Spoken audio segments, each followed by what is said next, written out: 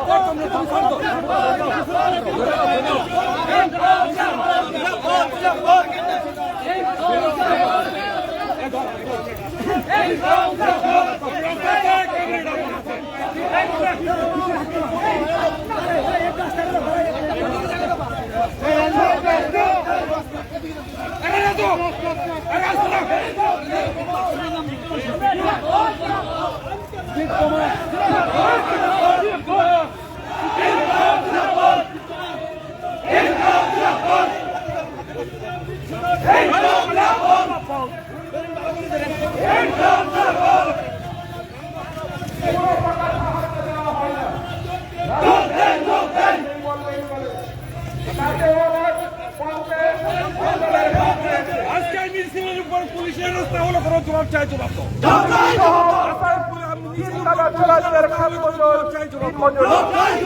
এর পরিপ্রেক্ষিতে প্রকৃত কৃষকদের বঞ্চিত করে বরাদ্দকৃত বিভিন্ন সরকারি সহায়তা বিজেপি মন্ডলের লোকেরা লুটে পুটে খাচ্ছে। প্রতিবাদ করলে আক্রমণ নামিয়ে আনা হচ্ছে। এই নয়া ফেসিবাদী কুশাসনের বিরুদ্ধে কৃষক সমাজ বিএনপি এবং ক্ষেত মজুর ইউনিয়নের ডাকে নিজেদের বাঁচার দাবিতে রাজ্যের অদম্য কৃষক জুনিয়া ক্ষেত মজুররা ধারাবাহিক লড়াই চালিয়ে যাচ্ছেন। আজ 12 দফা দাবিতে বিধানসভা অভিযান। এই বিধানসভা অভিযানের নেতৃত্বে রয়েছেন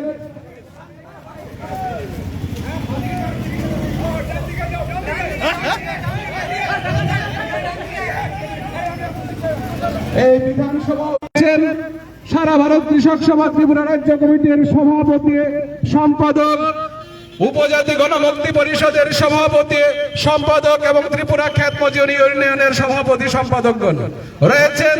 কেন্দ্রীয় রাজ্য নেতৃত্ব মণ্ডলী।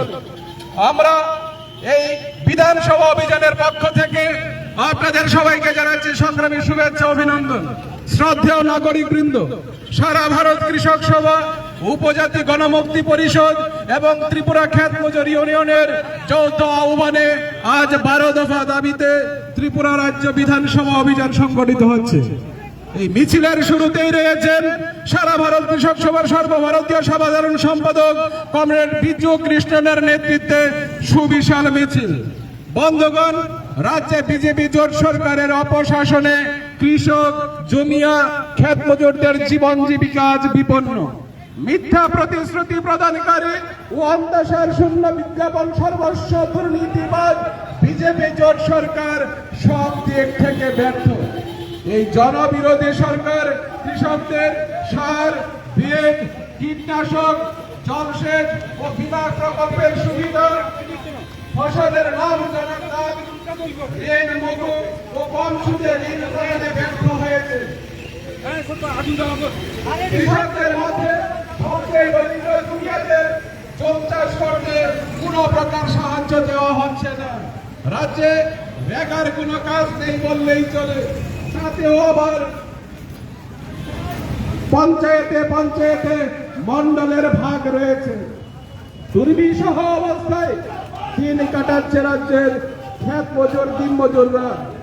প্রকৃত কৃষকদের বঞ্চিত করে বরাদ্দকৃত বিভিন্ন সরকারি সহায়তা বিজেপির মন্ডলের লোকেরা লুটে পুটে খাচ্ছে।